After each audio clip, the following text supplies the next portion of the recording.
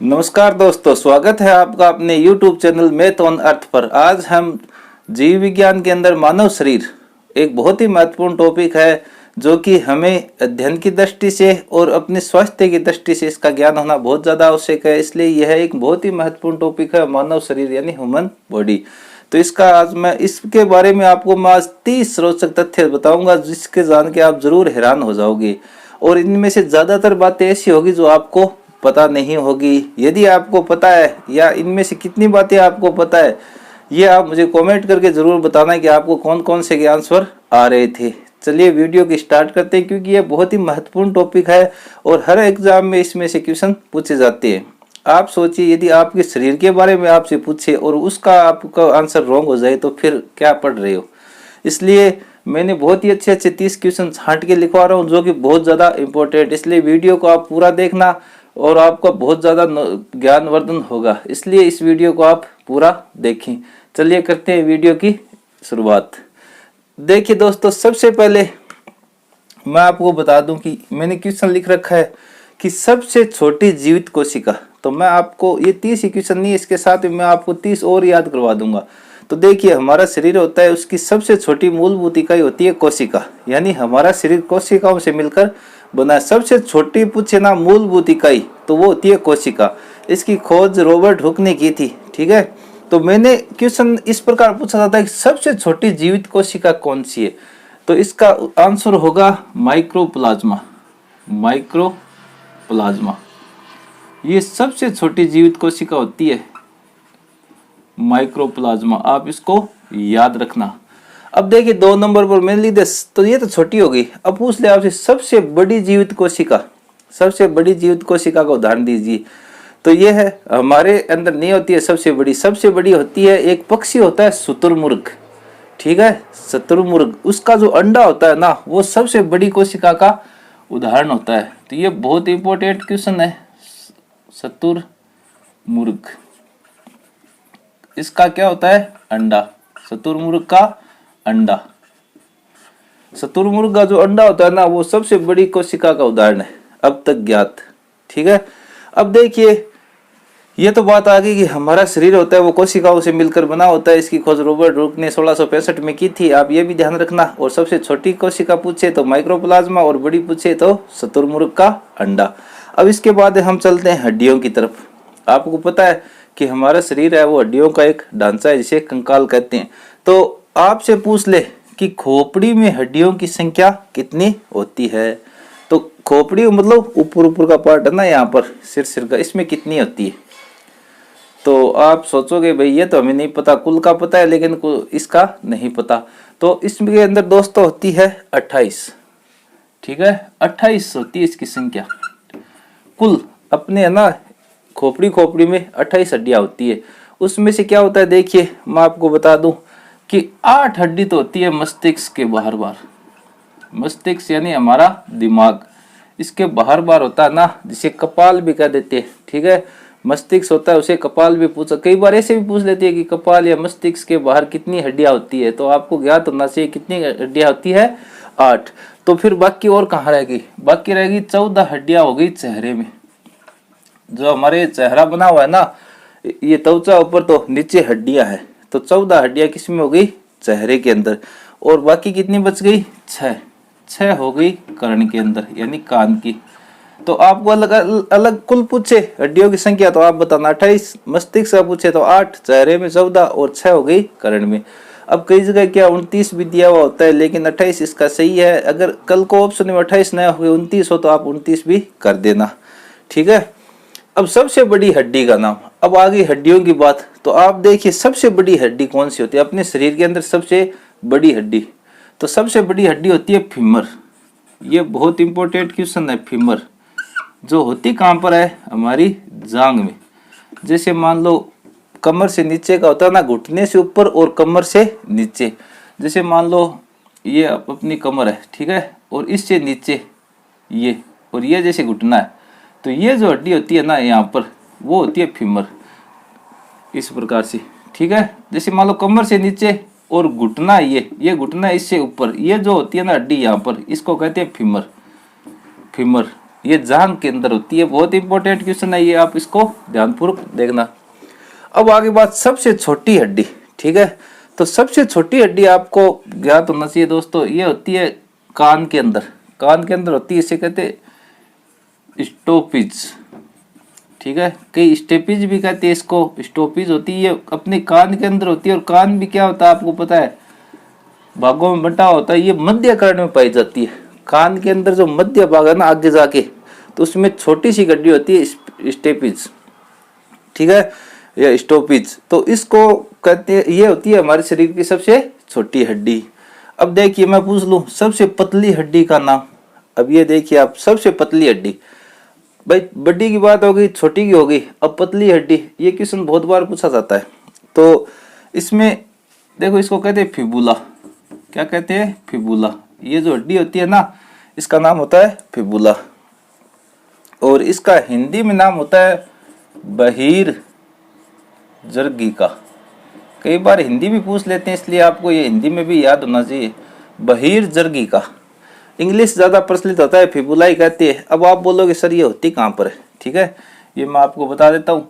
जैसे मैंने अभी बताया, इधर मैं डायग्राम बना के कोशिश कर रहा हूँ, आप देखिए ध्यानपूर्वक कि ये अपनी घुटना हो गया, ठीक है, ये घुटना है। और यहाँ पर कौन सी बताई थी मैंने? फीमर। यहाँ पर फीमर है। तो इसके जो नीचे होती है ना, यहाँ पर आगे जैसे मान लो अपना पैर आ गया, तो यहाँ पर जो हड्डी होती है ना, एक तो होती है टीबिया, ठीक है, एक तो होती है टीबिया, और इसके साथ में एक पतली हड्डी होती है, एकदम पतली हड्डी, ये इसके साथ में एक पतली हड्डी होती है, उसको कहते हैं फिबुला। ये होती है फिबुला। मतलब घुटने से लेकर पैर है ना नीचे, वहां तक उतनी लंबी होती है। और ये हड्डी होती है टीबिया, उसके साथ में होती है, वो तो थोड़ी चौड़ी होती है, और ये एकदम पतली होती है। तो आप ध्यान रखना फिबुला कहाँ पर भी होती है, ठीक है। ये मैं इधर डायग्राम भी बना के आपको बता रहा हूँ। तो अब दोस्तों बताइए, पैरों की हड्डियां कैसी होती है? अब आप बोलोगे कैसी कैसी सर, मतलब ठोस होती है या कैसी होती है, इस प्रकार पूछना चाहता हूँ। तो पैरों की हड्डियां दोस्तों होती है खोखली, ठीक है, खोखली, यानी पैरों की हड्डियां अंदर से कैसी होती है? खोखली। तो ये आप बहुत ही अच्छा क्वेश्चन है। अब मैंने पूछ लिया मानव शरीर में हड्डियों की संख्या, तो इसके दो आंसर होते हैं, ठीक है। अगर आपको पूछे ना मानव शरीर में, तब तो आपको बतानी है 206 हड्डियां। कितनी? 206 हड्डियां। याद रख लेना, ये तो नॉर्मल जानते हैं। लेकिन आपको पूछ ले कि नवजात शिशु, जैसे मान लो शिशु होता है वो जन्म लेते ही, तब उसके शरीर में कितनी हड्डियां होती है? तो नवजात शिशु का ये ज्यादा पूछा जाता है, नवजात शिशु का। तो देखो दोस्तों, इसकी कोई फिक्स नहीं है, ज्यादातर एवरेज में इसमें बताते हैं 300 हड्डियां।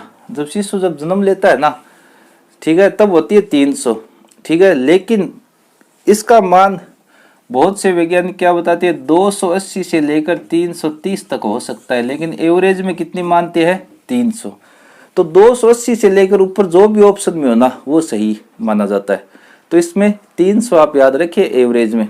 तो आप बोलोगे सर ऐसे कैसे, हमारे शरीर में 206 है और नवजात शिशु के 300, तो ये कैसे?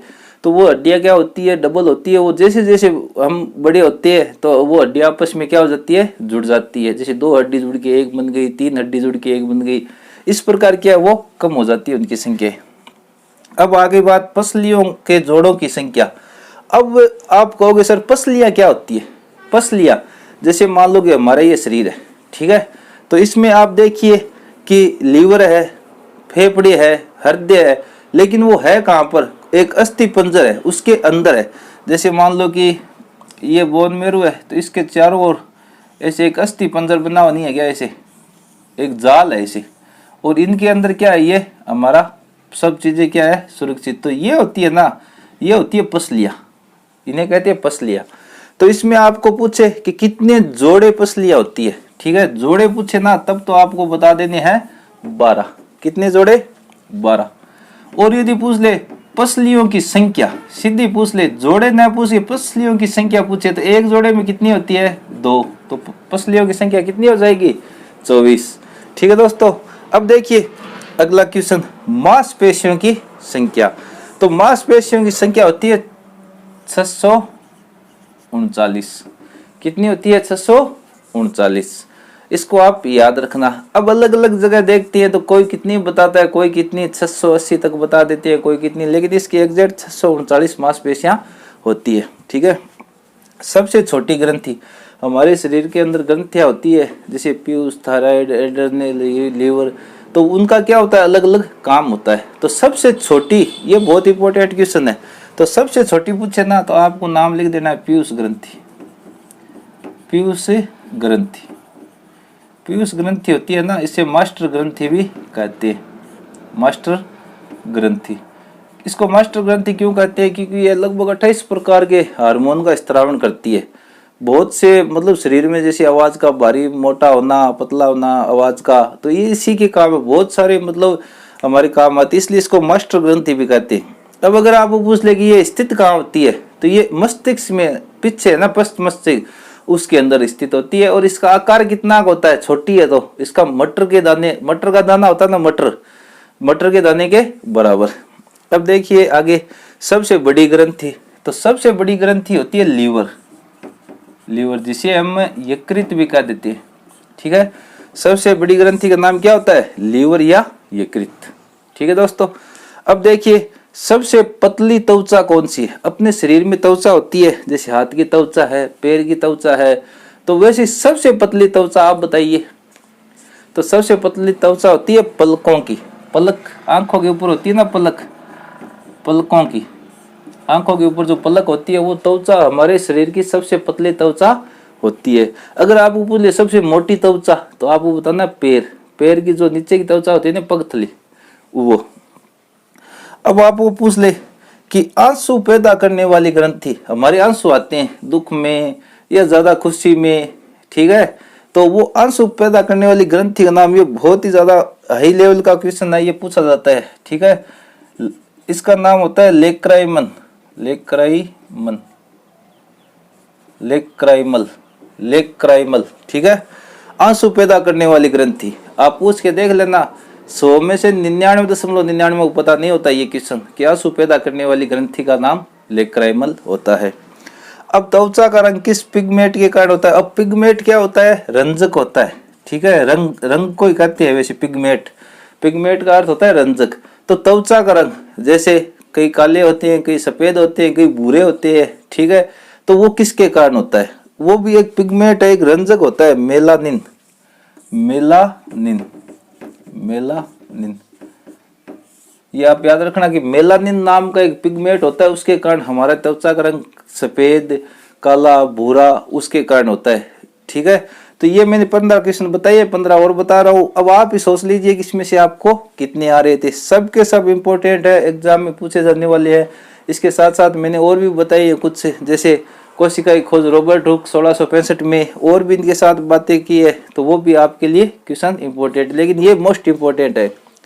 यदि आप चाहो तो इसका स्क्रीनशॉट ले सकते हैं, और फिर मैं आगे और बताता हूँ आपको आगे के नेक्स्ट क्वेश्चन।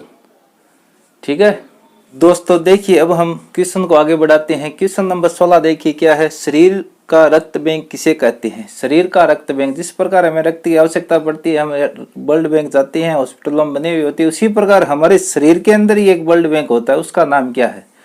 बहुत ज्यादा इंपॉर्टेंट क्वेश्चन है, कई बार पूछा जा चुका है। इसका नाम याद रखना आपको, प्लीहा, आधा प्लीहा।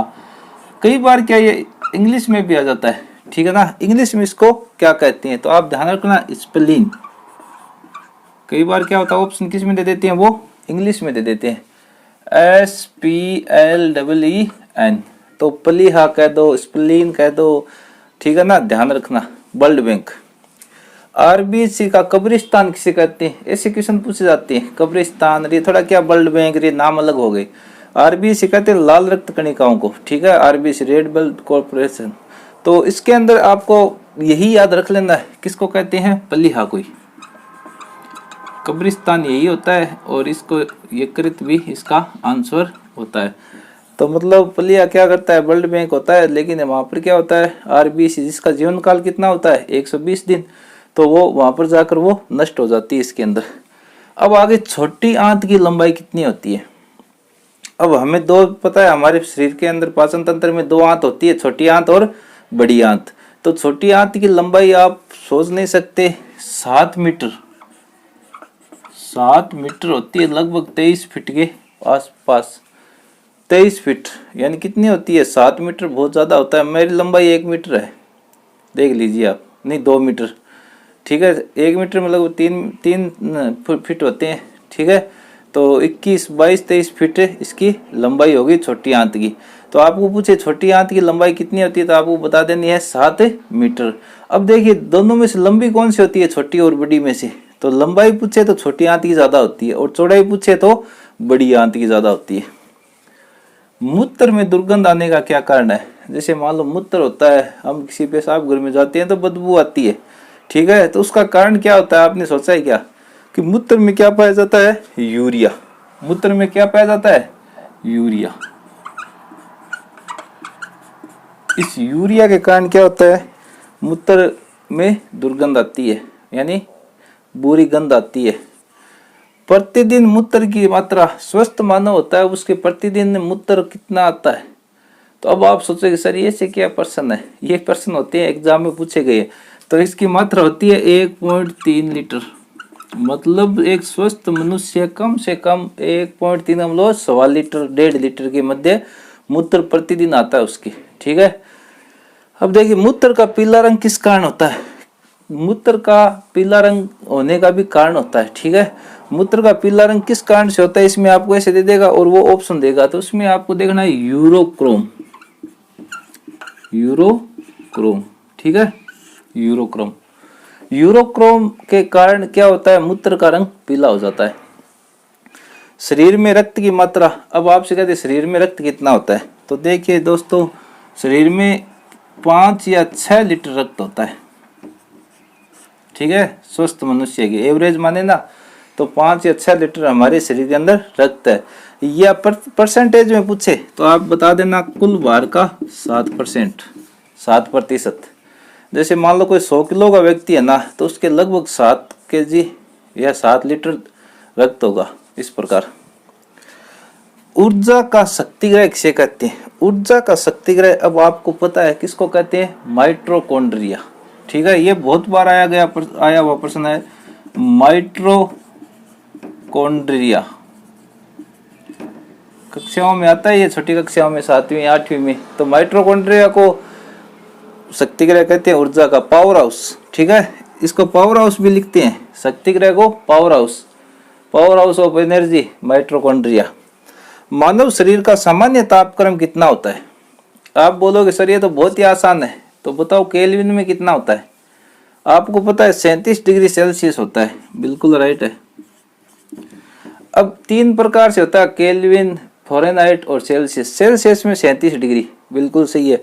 अब अगर आपको फ़ारेनहाइट में निकालना हो ना तो 98.6 डिग्री, और अगर केल्विन में निकालना हो ना तो 310 डिग्री केल्विन। तीनों याद रखिए, ऑप्शन में कोई सा भी आ सकता है। आपको 37 डिग्री सेल्सियस तो याद है, लेकिन केल्विन वाला याद नहीं है, तो फिर समस्या हो जाएगी। तो तीनों पैमाने में ये होता है। मनुष्य के हृदय में कितने कोष्ठक होते हैं? हमारा जो हृदय है वो कितने भागों में बंटा हुआ है? तो 4 भागों में। मनुष्य का होता है ना, उसमें कितने भाग होते हैं? 4। अब इसमें एक मोस्ट होता है मछली का, मछली का पूछते तो मछली में 2 और मेंढक में 3। ये मैं साथ साथ में बता रहा हूँ आपको, भाई बात मनुष्य की चल रही है इसलिए मैंने बता दिया मनुष्य के 4 होते हैं। तो फिर बात आ गई मोस्ट क्वेश्चन तो मछली के पूछे जाते हैं, तो मछली में 2 और मेंढक के पूछ ले तो 3। ये ध्यान रखना। सामान्य मनुष्य का रक्तचाप कितना होता है? रक्तचाप को इंग्लिश में कहते हैं ब्लड प्रेशर, बीपी। हम सुनते हैं ना उसकी बीपी हाई हो गई, उसकी लो हो गई, तो डॉक्टर चेक करके बता देता है। तो कैसे बताता है? वो एक यंत्र होता है, ठीक है। उसमें 120/80 यानी ऊपर में 120 और नीचे में 80।